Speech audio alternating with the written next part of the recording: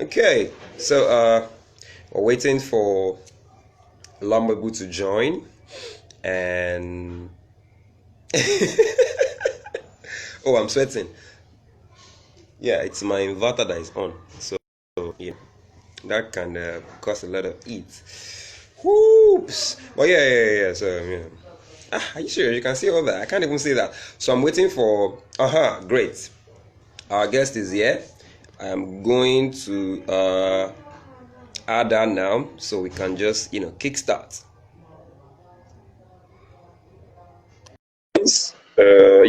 Like we do. We go into the details. We discuss a few things, and ha. Good afternoon. Good afternoon. Nice to be here with you. Yeah, thank you very much for joining. I hope you can hear me clearly. Very much so. Okay, fantastic. Well, how do I put it? So the team has been looking forward to this because they sent me a bunch of questions. I told you, right? I have like 16 questions. Yeah, of course, I'm going to derail and not ask some of them. I'll just ask some of my personal questions. But yeah, so yeah, they are guides. I'll run you through it, and we'll see how it goes from here. So All right. I hope your weekend or as started well. For us, weekend starts from like Friday, runs through till Sunday, and then Monday we're back to work. But You know, we're all working from home now, so I'm not sure we have weekends anymore. Every day is a work day. I was telling somebody that I now just sleep at any time and wake up at any time. I don't even know what time it is. I just open the system and I'm back to work because there's so much on my deck. But I have to sleep when I'm tired. And when I wake up, I just have to continue working. I remember you told me to rest, Abby. Yeah, so please, Yeah. please rest. The work will always be waiting for you. Yeah, true. Always be there. All right, so let's get to it. Do like a brief introduction of yourself. Let people that have seen you online, maybe you read your profile, read a post, known you at some point, but it's been a while. Let them hear you introduce yourself. What you've been doing, who you are, and how you got to this point. Okay. I've actually kind of done a rehearsal of this because my story is so long and so convoluted, Hmm. with so many interesting events happening. So I'm going to try and consolidate all that Yeah. in a few words. Okay. Okay, so of course, my name is Toyin Puddicombe. Most people ask me first, oh my goodness, where is that first surname from? That was your next question, right? Where did it come from? Well, Man, I married though. I just married a man whose name and that's just like uh, name. Where I said, don't worry, I'm the only one that have to pronounce the name, and I might not even pronounce it. Just do a correct spelling, and let's be all right. oh my goodness. What happened? I've been called Puddicombe, Yeah. Potiscom, Pudic, Pudding Dumb, And also. they So want to it's pronounce all the Puddicombe. letters that they can find. Yeah. So what I do is I tell people, okay, so you're talking about it's okay. So pudding and the comb, you use to comb your hair. So puddicombe, Puddicombe. but it's actually per. Yeah. So it's actually per. So if you say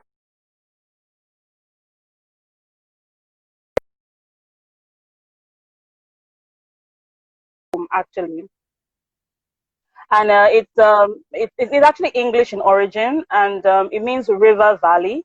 But the original version of the name wasn't Puddicombe. It looks really funny, all this Welsh with consonants close together type of thing. But it turned out as Puddicombe, so now it's easily pronounced. Okay. All right, so Let's learn. all right, so my story. So I started off funny enough as a medical student. I entered UI as a medical student. Hmm. And actually, from my first year, I kind of knew that I'd made a mistake. Hmm. But you can't run home and tell mommy and daddy that, daddy, I think Doing again. this medicine that you're paying for, I can't do it again. So it made me very confused because here I was doing a lot of things that I just didn't understand. It wasn't gelling with me. I felt lost, but I didn't have like options. So I looked for advice, obviously, from people I respected, and they said, you know what, 100 level isn't the best time to make this kind of big decision because 100 level is in med school. True. So get into med school, possibly things will change. Maybe my dream of being a doctor It'll come up. See my inverted commas, would be revived when I was actually doing the work. So I thought it was good advice anyway, and I think it was good advice. So I did that, but it didn't get better. If anything, it got worse. I got more and more confused, and I mean, I'm not the most brilliant person in the world, but I did pretty well in secondary school. I wasn't. I was a top student, so I didn't think anything should be that tough for me to understand, but it was. But it wasn't until I did like a major exam and I failed quite badly that I realized that, you know what, this is a kind of come to Jesus moment for me. I either make a decision now that's going to affect my life going forward, or I, you know, fumble my way through and just, because my self-esteem had been affected at this point. I was feeling pretty low. Imagine somebody that was doing so well in secondary school, you come to university and you feel as if you don't know anything. So I said, okay, so what are my options? I thought through, okay, so what do I like to do? What are the things that I feel comfortable doing, or things that come naturally to me that people recognize me for? And well, I had a bit of flair for writing, for English language. So I thought, well, maybe go to English or something. But I had a roommate at the time who was in the department I actually graduated from.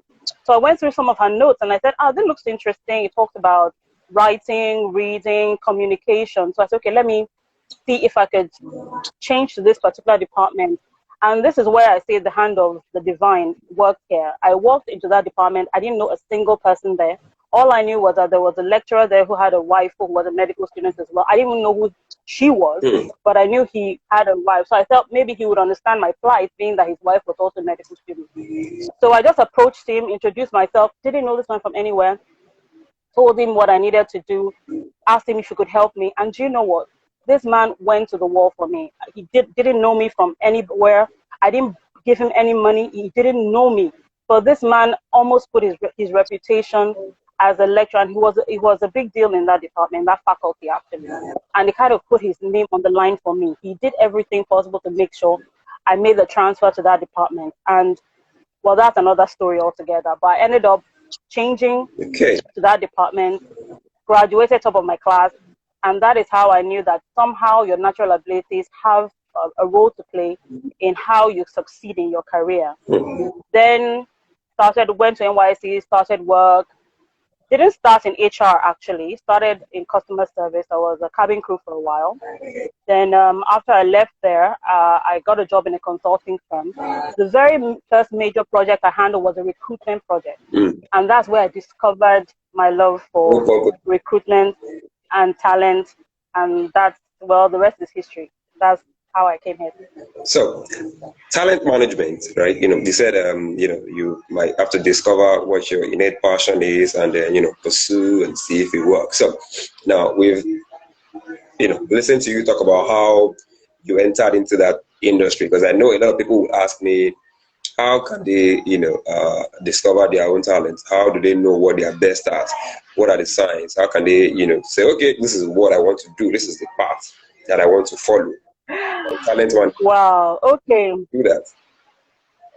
That's the question. Okay. You see, now the challenge I have is that okay. Let me put it this way. How some of us who have actually gone through that kind of thing help is sharing our own experiences, and then sharing knowledge that we have as well. But the truth is that some people find out pretty early.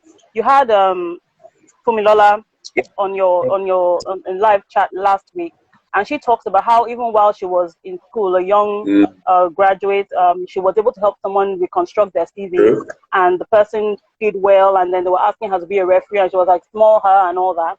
So some people find out pretty early, but some people like me find out, well, we've started working much later, in the game, and so we discover it. So the truth is, it doesn't always come like that. But one thing I have noticed is that you have different abilities that manifest at different points of your life. Which is why, sometimes I look at some of these young people who are looking for work and they feel like they don't have anything to offer. I talked to somebody the other day and he was saying that, he didn't really have any achievements. So I said, okay, so it's in your CV that you are the choir director in your school, correct? He said, yes.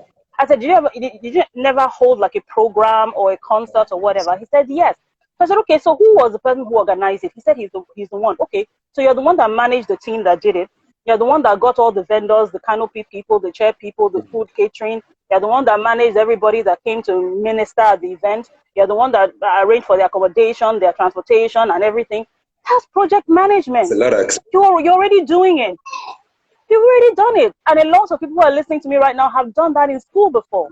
So suddenly you come out in the job market, but it's a different terrain. So suddenly you can't do anything anymore. You have nothing to offer. It amazes me. And it's really a lack of confidence, I think. Because if you think about it, JJ, I'm sure when you were in secondary, no, I know you're a star anyway. So when you were in university, you did many things, right? True. You led projects, you arranged things, and those are the skills you're using now, correct? So why then do people leave? They've been able to do stuff when they were in secondary school, university, president of the Jazz Club or Drama Society and whatever. Then they come out into the job market and suddenly they don't know how to do anything. Yes, they can't do anything. So a lot of them actually have these talents. All they need to do is to work on them and create value with what they've been naturally given. One of the things that inspired me is that, look, we all came naked into the world. Naked. We came with absolutely nothing. But everybody that came into the world and you've achieved something, it was a mix of people you met and things you had the courage to go for. Excuse me. Yeah. And then you ended up where you are now. So why then do you not become this? I don't know what to do. I don't know how to do it. I don't know where to go. I have nothing. Everybody is better than me. The only competition you have is yourself. The only competition you have is yourself. All those other people are getting where they're getting because they're investing in themselves. They're learning.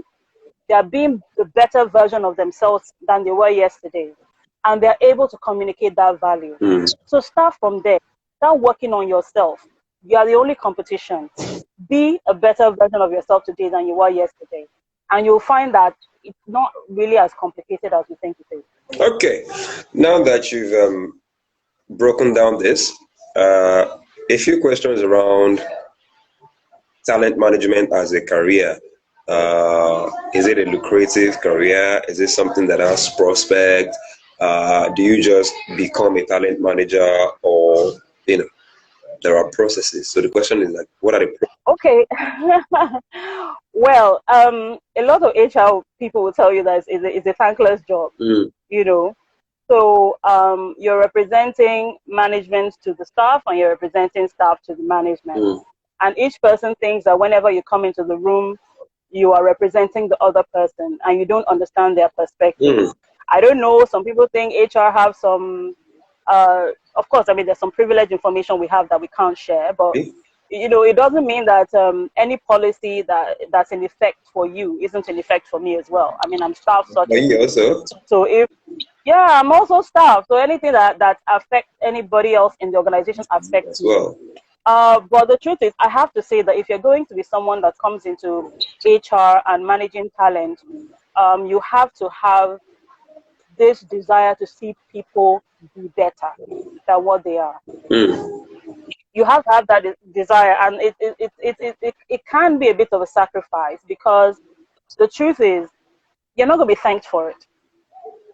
Sometimes it's going to seem tough, but you have to be a combination of mommy, daddy, cheerleader, confidant. You have to combine all these roles to be able to function in an HR role or a talent management role. True. But one of the first things I'll say is that you have to have a desire for it. I don't think it's something you can go in with just this hard-nosed, very clinical attitude.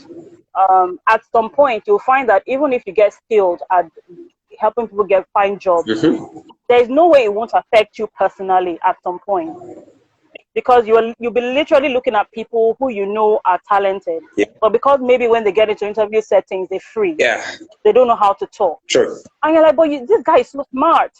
He's so smart. He's even taught me stuff. But because he just gets in front of people and then he doesn't know how to communicate when people are looking at him. That's right. He can't show them he can't show them what value he has in. So at some point, you're going to get emotionally involved. So you have to know how to be empathetic and objective at the same time. It's a balancing act, really. Well, if you're going to go into it, if we're going to talk about the practicalities of Yep. it, one of the first thing I'll say is that one, get somebody who is doing what you want to do Okay. and learn from them. We talk about mentoring and coaching, and then get certified. Because now we talk about certification a lot, and a lot of people think it's just a question of having a certificate and putting it in your CV. But I see certification as accountability, Okay. right? So this is an organization, this is a body that standards, right? You do that certification, you are saying that you are ready to be assessed by those standards to show that you're doing a good job.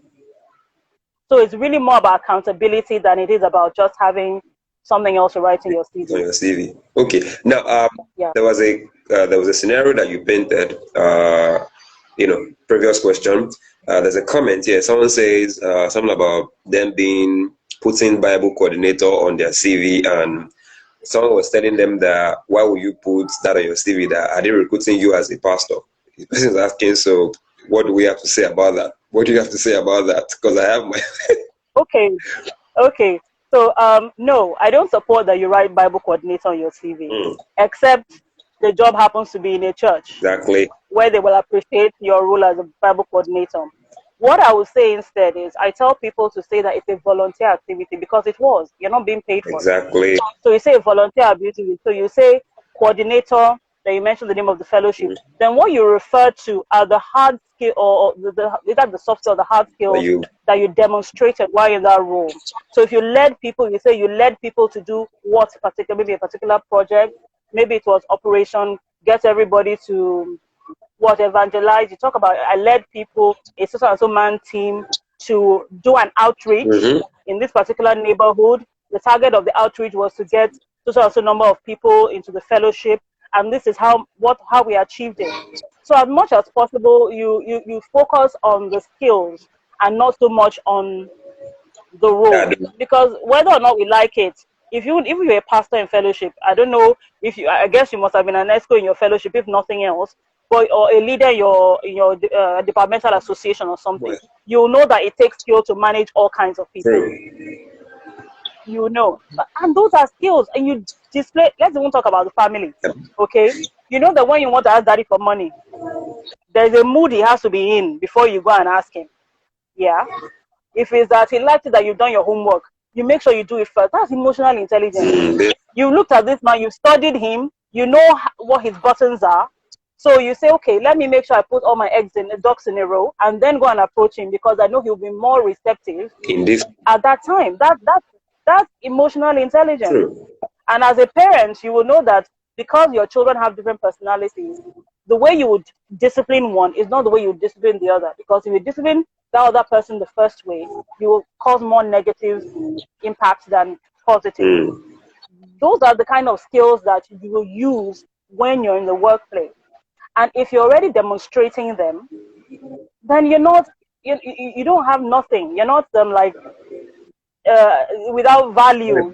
You don't have, you can't come in thinking you don't have any skills at all. That's what I mean. So please, Bible coordinator, don't put Bible coordinator on your CV, please.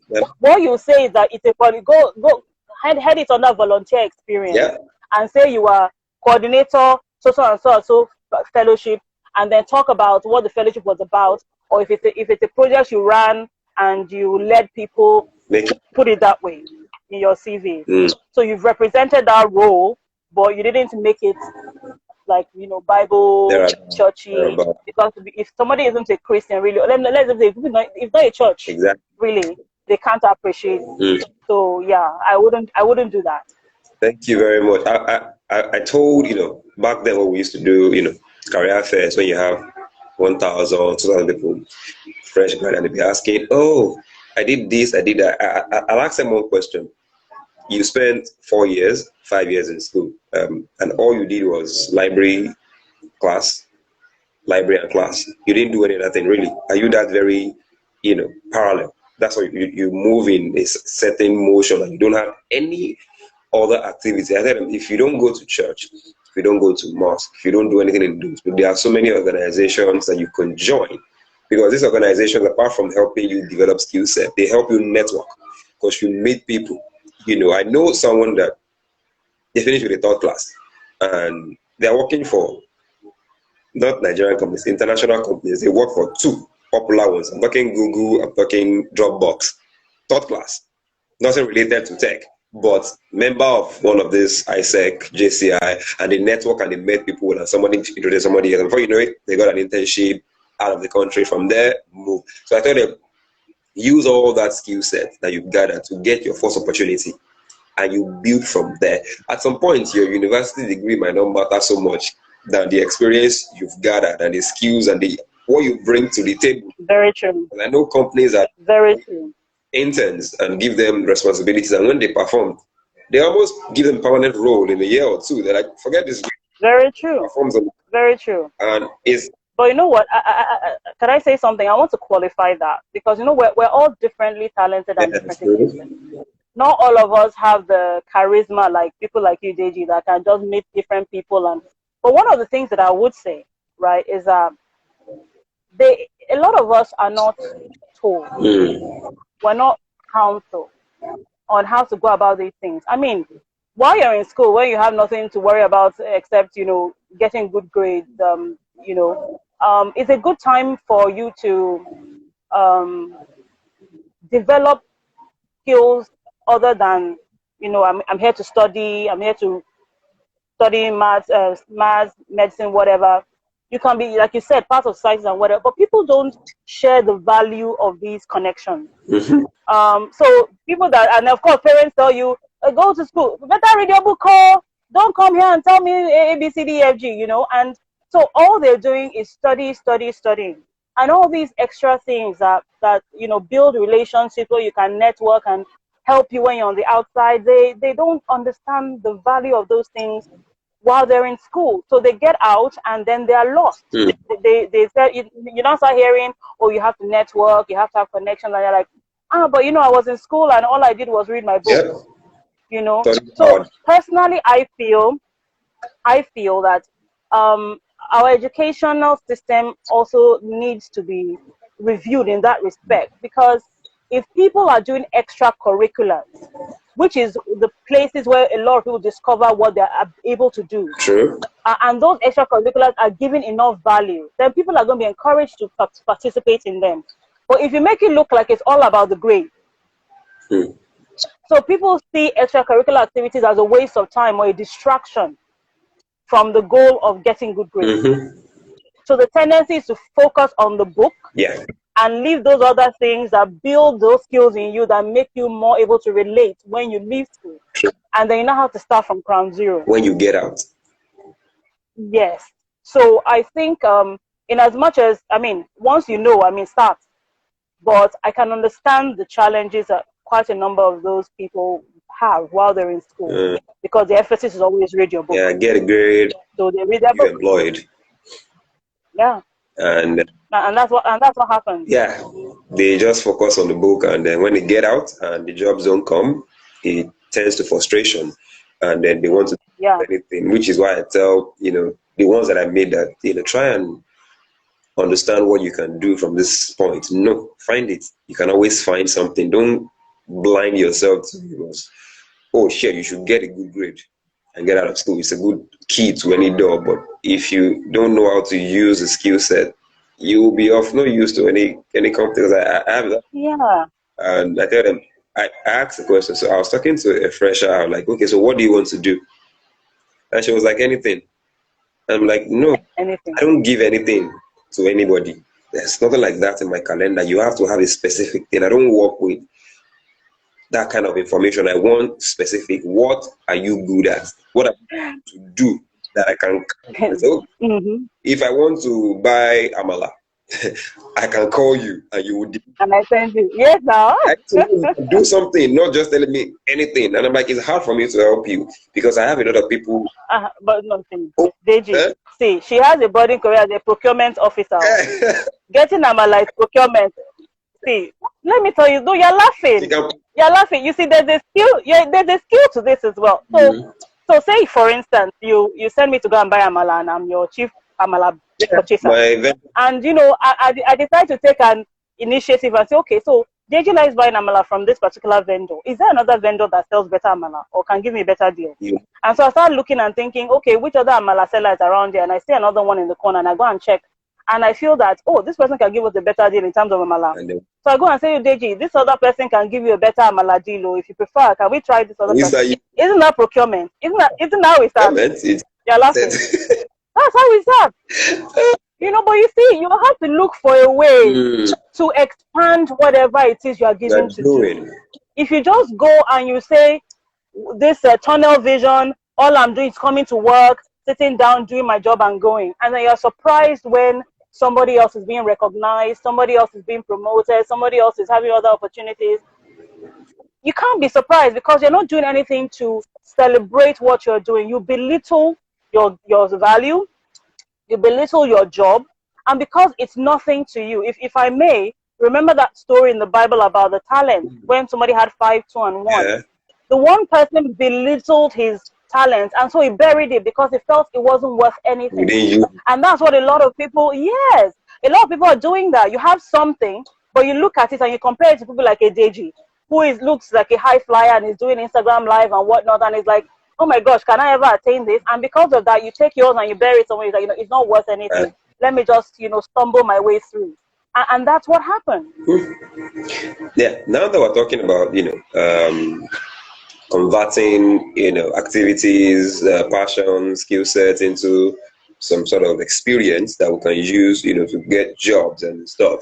Now, I know that there are some entry-level roles that they'd say, oh, you need to have a year experience. I'm like, but it's entry-level year role. I've not, done anything before. How am I going to get into that kind of space? What do I do? Those are the kind of questions I get. That, where am I going to get the experience from?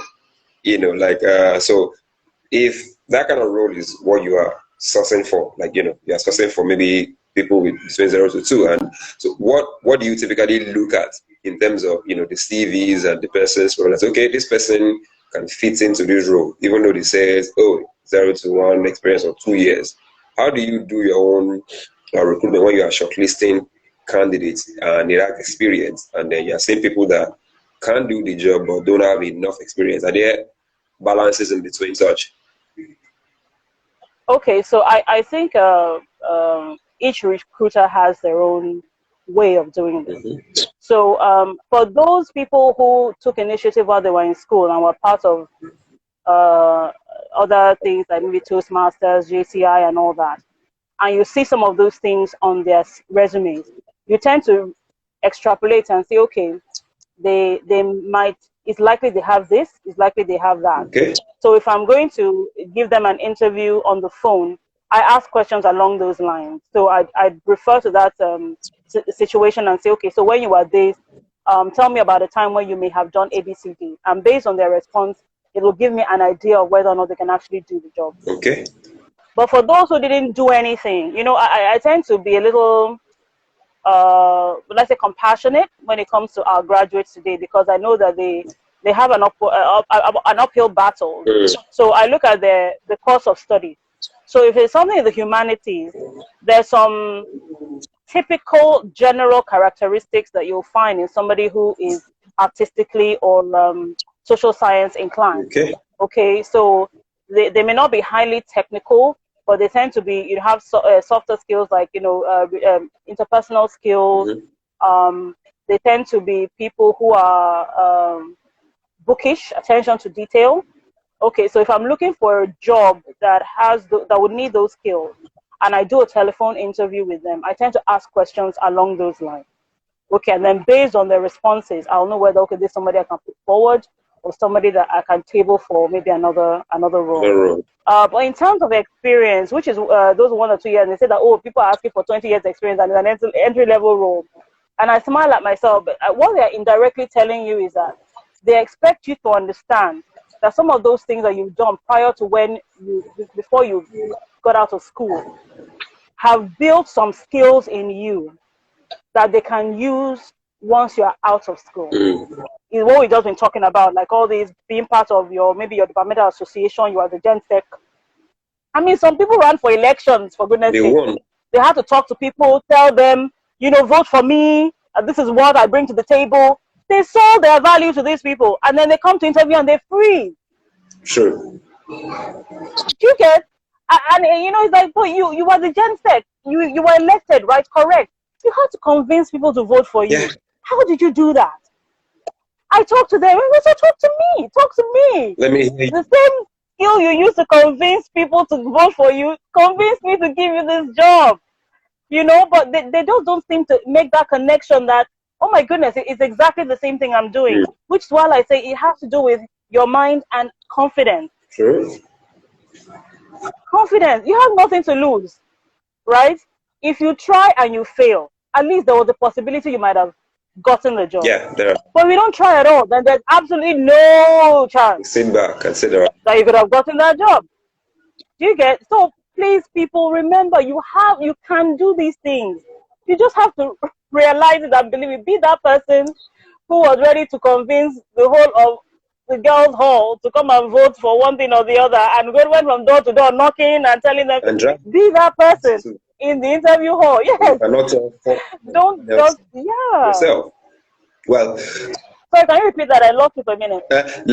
Say you are the person that dragged everybody down from the hostel to vote for you, but you can't convince 4 people on the panel. Did you understand? But that's it, and it's puzzling to me, to be honest. It is really shocking. But you did stuff, so how come you can't even try? It boils down to a lot of training, in school. Sometimes this is why when I get invited to career sessions in schools, I take them up more, because I feel they are just going to study. They don't have they're not being told some of these things that will happen when they get. They're not. You're right. They're not. You're right. Go to class and pass, but you will pass. It's important to get your 2-1, your first class, or whatever degree you get. But sure, how do you use that skill set? How do you use it when you are looking for a job? I tell somebody that your final year is an experience year on itself, because you did projects, you did group projects, sure, individual projects, research the topic, right? And then you documented it. Sure. You put it in a you submitted, and you did project defense.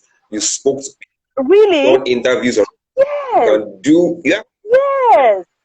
You come to my presence and you can't even tell me half of those things. It baffles me, but I hope they learn. So now that we've spoken about all this, here is a question. So do you have like a channel where you groom talent? Because you are a talent manager, there will be, I'm sure, out of this passion and out of all this work, you'll be like, okay, what can I even do to reduce my pressure, the work that I get to face, because these people don't even have basic understanding. So do you have like a mentorship program or a talent grooming program that people can join? Okay, so there's a forum I'm a mentor on. It's called PEA Careers. Okay. So PEA is Pyramid Educational Advancement. It's like an NGO that helps to drive education among children. Okay. So they go to younger children, teenagers, but now they've done this career forum for those that are looking for work. So I'm a mentor on that. Okay. And we do sessions where one of us mentors do like a Zoom session, talk about some. So recently I did soft skills for hard times. Okay. Obviously referring to the kind of soft skills you need to learn for this sort of this kind of COVID situation. Pardon? I said, like this kind of pandemic situation we have currently. Yeah, so some of the soft skills that you need to learn. So we did that, and we intend to do others as well. I also have a few things in the works that I'm thinking through, which I'll put on my LinkedIn page once I've consolidated. But I do that, and I really appreciate this kind of forum and the Workanigeria project that you're doing. I think it's a wonderful initiative, and I know that there are people, no matter how trying they can be, there are people, and I've seen some of the comments that they write, and somebody was talking about you charging for something, and I'm like, you know what? I don't know what to say to you. If you really know how much these things cost outside, you will know that this is really nothing. And I think it's not too much to invest in yourself. But we just have to be patient because people are being driven by survival. This Maslow's hierarchy of needs. Mm. A lot of us are still survival mode, and we're not thinking about other things right now. So I tend to be very patient. So once I put some things in place, I'll put it on my LinkedIn page. I can let you know if people would like to be part of that, then that would be great. All right. We need to. We have a lot of work to do. I'm sure you see that they call in as well. We have a lot of work to do, but God helping us, we'll get it done. Yeah, we'll get it done as best as we can. Okay, thank you for shedding so much light, and this is really inspirational. I like that you've poured it out. Say the way it's supposed to be said, and let them hear, because people don't listen. That's the word I want to use. There are so many things said, but I tell them you need to focus on what is important to you. I tell you, what are you doing at this point? What do you want? At this point, you want to start a career.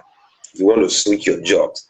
You want something to work for you. So why not tune into the frequency of people that are talking about that kind of thing that you want, and then do what they're saying, and then see it. Well, I have a theory about that. You know what they call critical mass, or this saying that says the straw that broke the camel's back. Yeah.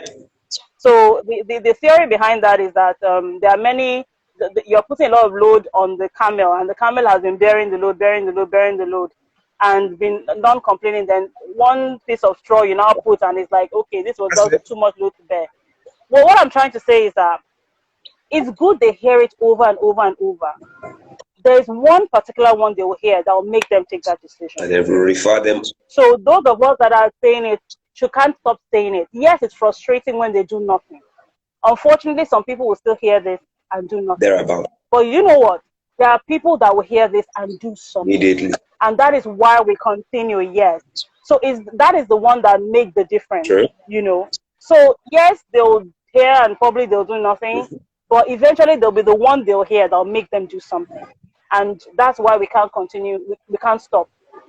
I mean, you talk to a lot of people. I'm sure you talk to a lot of HR people. They are we're basically all saying the same thing, except with more knowledge and something like that. And you ask yourself, okay, so yeah, if there's so many people talking, why do we keep on hearing the same questions over and over and over again from job seekers? Repeated over. They just haven't. They haven't heard the one that made them change. I guess. So today is the one for some people. Yeah. Maybe tomorrow will be the one for the other person. So we just have to keep on going on. And then I wanted to say something from what you said about research during the final year project.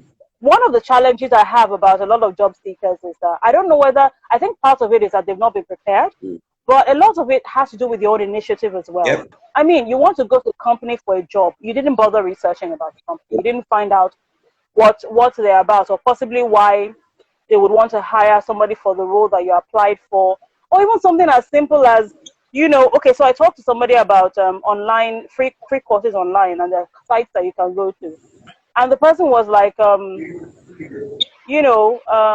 which kind of courses? So I said, okay, as I mentioned, Coursera, Udemy, and some others, and then he said, can you give me the link? Really?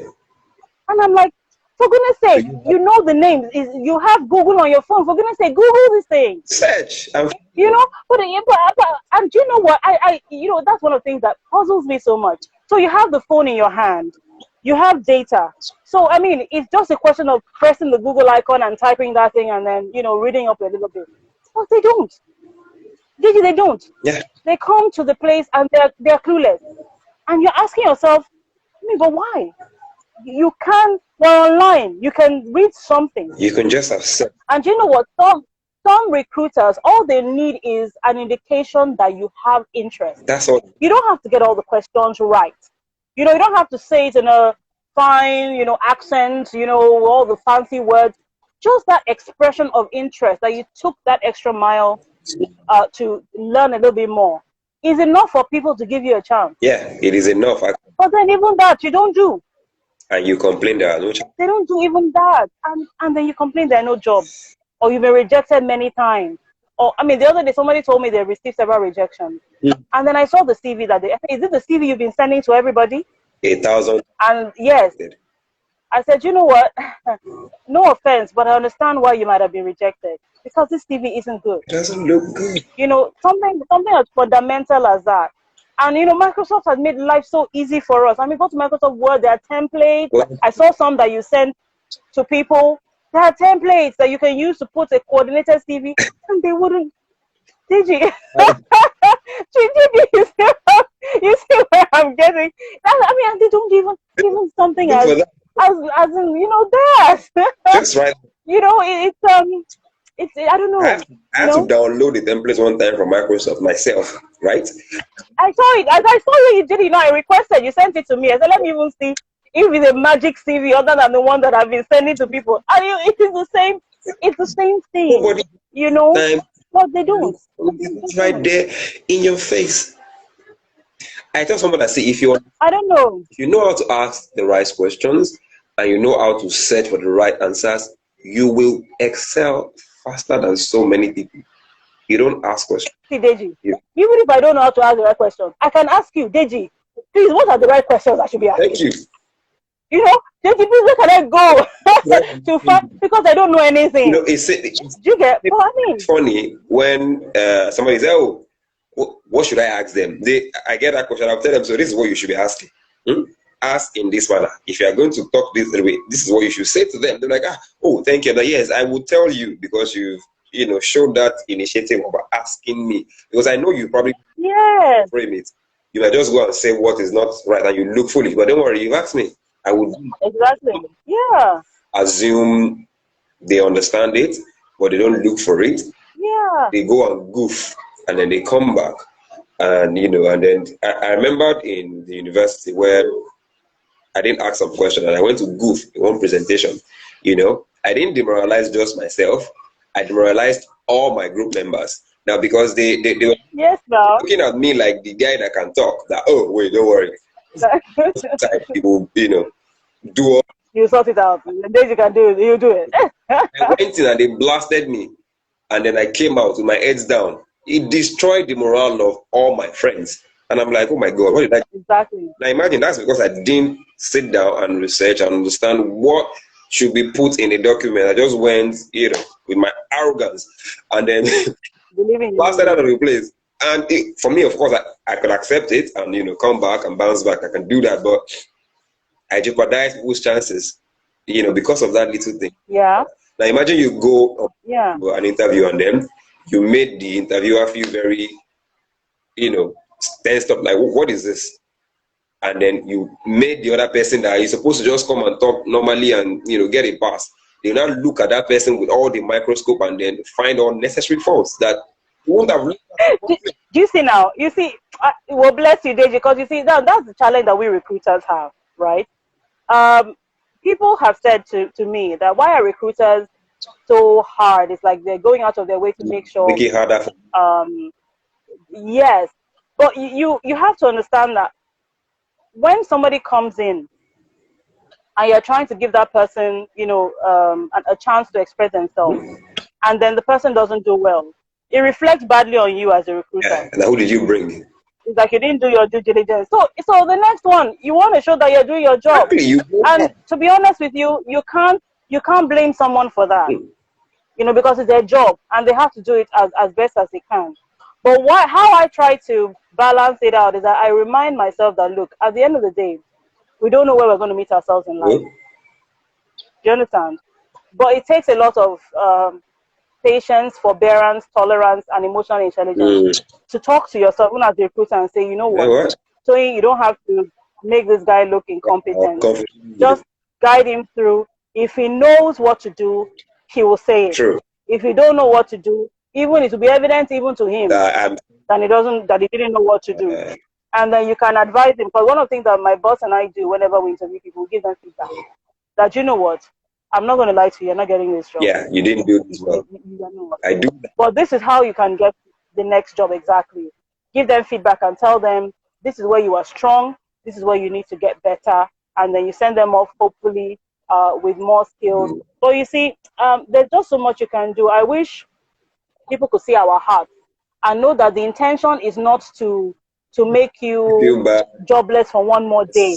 It's to let you know that, look, Organizations have requirements, and you have every tool necessary to get those things. You have to work hard. Just get. Everybody needs to work hard. No matter how far you've gone, there's so much more to learn, which is why continuous learning is a skill you can never do with. You have to keep on learning. I'm sure you're still reading books, you're still reading articles, you're still going to seminars, webinars, and all that. And this is somebody from outside will look at and say you've arrived. But I'm still trying to learn everything. Do you get? So you're still learning. So there's no place where you will come and say, oh, okay, I have everything, I know everything, and then I don't need to do anything. Especially for a young person fresh out of school that hasn't really, done much, and suddenly thinks they don't need to do anything. I've gotten the degree. That's all I really need. Once I can go and show them my first class, I mean, there's nothing else that I need to do. No, it's just not the case. I remember a few years ago where before I started, workout and all, and I'll go to career fairs and I'll see students, candidates with good degrees, and they don't have anything to do. And someone will tell me they can take any kind of job. They just want to have like, oh my God, how did he get to that level? It will look like, oh, you don't understand what's happening. But, it has become that way. Like, people don't even know the what or what they should do. And I'm like, there's so many people that are in your shoes, that have your degree, that are doing exceedingly well. I was telling my friend that, see, if I can speak half the language you can speak, I'll be working for WHO or United Nations. He was like, why? I said, you don't know me. You know me already. You know the way I am. I will walk into that place and I will demand for what I want. It's as easy, well, not as easy as that, but that is what I would do. I cannot have that much tools or machineries in my hand and I'm not killing it. That's the word. And I'm not going places that you cannot have all the skill set and you are not able to reach out and ask for these things. People are willing to help. You will know that if you are open to meeting people. I've done this. Yeah, people are actually willing to help. You're very correct. People are willing to help. Okay, so let me give you a scenario now. So I was one of those people that always believed that time spent at home during school isn't time spent eating and playing with friends. I always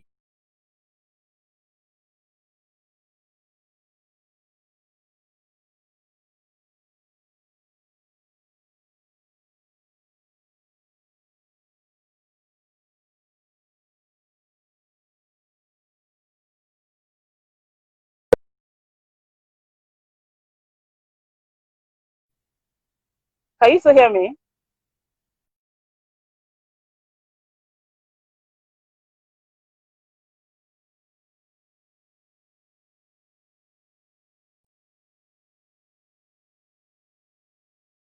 Okay, well, if you can hear me, I was saying that I started my first job when I was 16. Oh, can you hear me now? Yeah, clearly. I was selling pastries, meat pies, donuts at banks. So my boss, she was a caterer.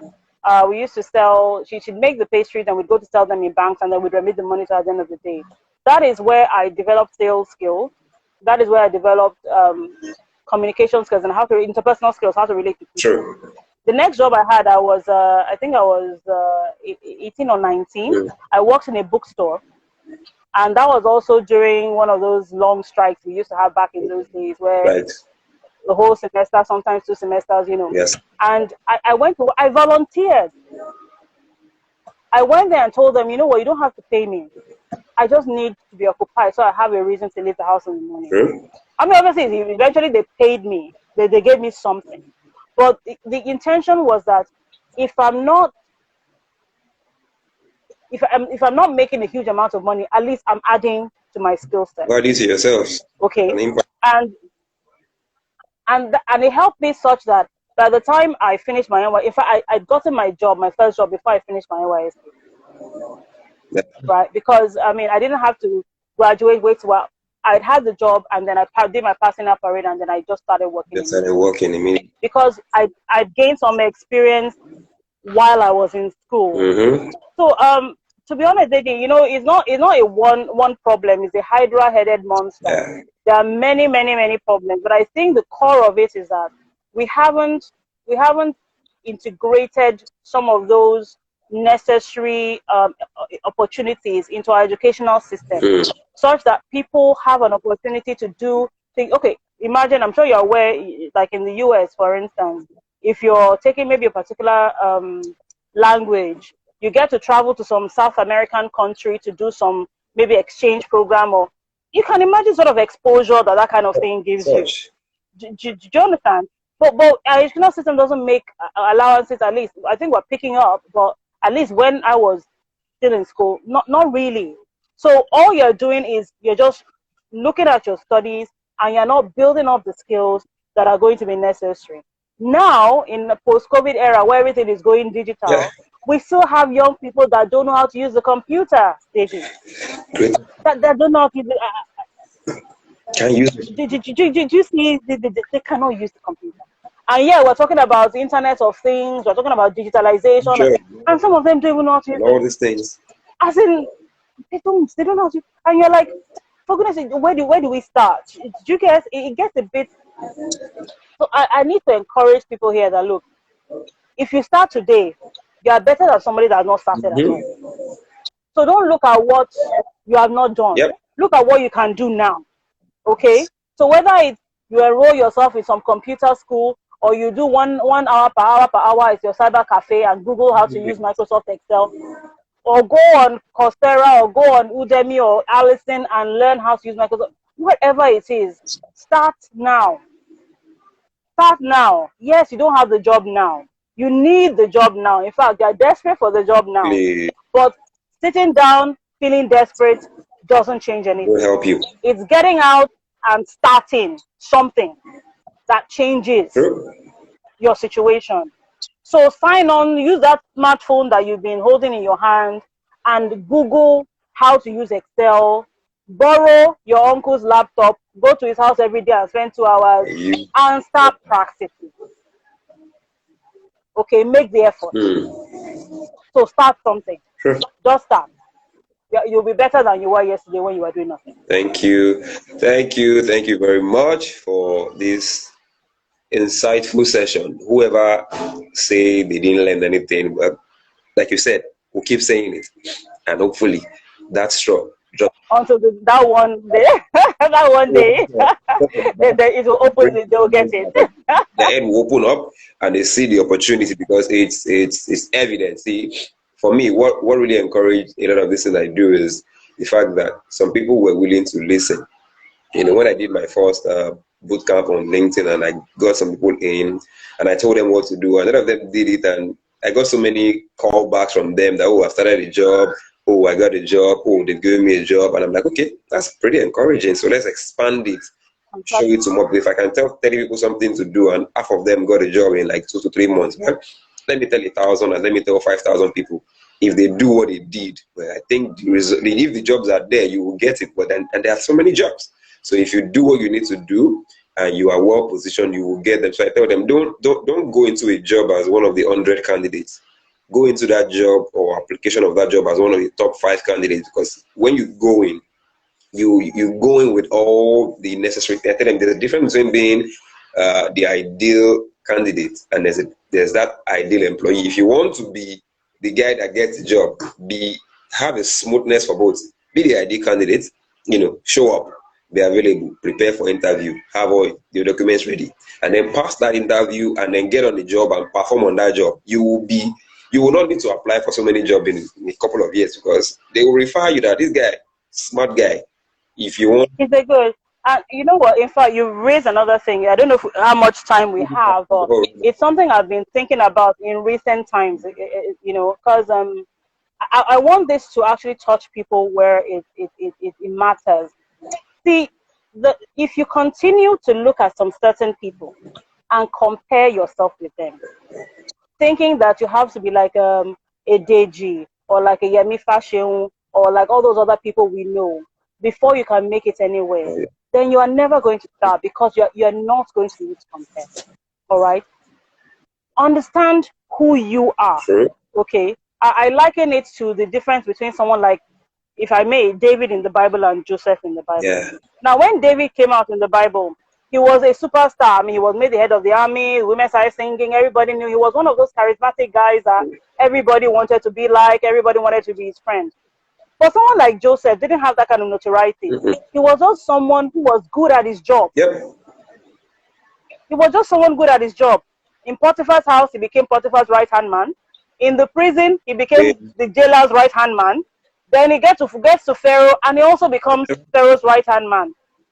This is not a charismatic guy that you see everywhere. His face is on all the posters. He's the one on LinkedIn everybody's following. He was just someone who did a good job wherever he found himself. Regular guy that can work well. Whether it was, let's call Potiphar in the prison a volunteer job because, he was a slave, so he wasn't paid for that. Yeah. Whether he was doing a volunteer job or he was doing an employed job like he was with Pharaoh, he did a good job. And he always rose to the top of his career wherever he found himself. Do you know what I'm trying to say? So you don't have to be the person with the LinkedIn connections that they tell you, oh, you know what, I've maxed out my LinkedIn connections. Please follow me. You know them now. And there are people like that, and they are wonderful people. I follow quite a number of them. You can be that guy who is just good at what you are doing. You put your all into it. You learn more about it, refine your skills in that area, build more on your capabilities, offer solutions when it has to do with that particular job, and show your value there. You will still rise. You will still progress. You will still shine, because when they have this job to do, they know who to call.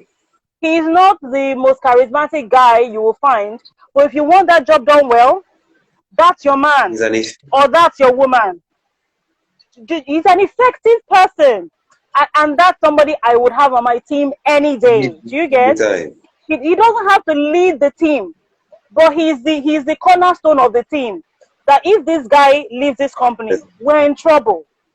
That is it. The sales guys can bring in all the money, and that's fantastic. That's their own gifting, and they're doing great in it. But if this guy leaves, the sales team can. Man, we're in trouble, oh. So, do you know what I'm trying to say? So, you can build your value by the person who just does what you know how to do very, very well. Whether it's a volunteer job or whether it's a paid job, whether it's the Bible coordinator in your fellowship, or the PA to someone like Dangote or my, Adenuga. Do a good job. Do you get? There is nobody can gainsay results. Yeah, true. They can't. You produce results. Nobody's going to contend with you. Do you get what I'm trying to say? And you can get results whether you're the charismatic guy that everybody loves, or you're that steady guy that does a top-notch job every time they give you a task to do. Project, assignment, whatever. You are doing it and you're on top of your game. They ask you information, you give it to them. Do you get it? But so don't think you have to be the one that's everywhere. We're not all that way. We have stars, we have shooting stars. We are not all shooting stars, but we can all be stars. And guess what? There's enough room in the sky for all of us. This little light of mine, I'm gonna let it shine. Yes, that's it.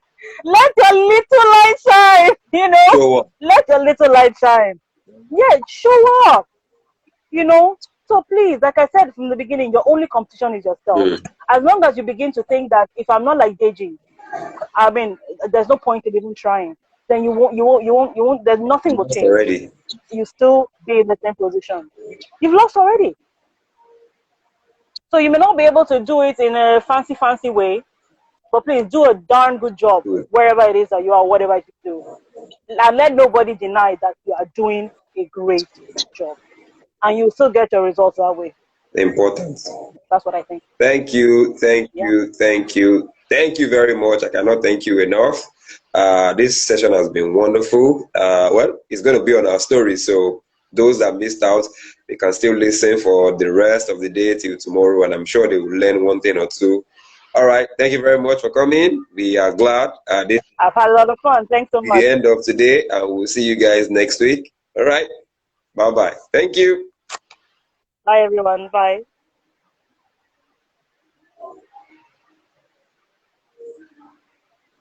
All right, guys.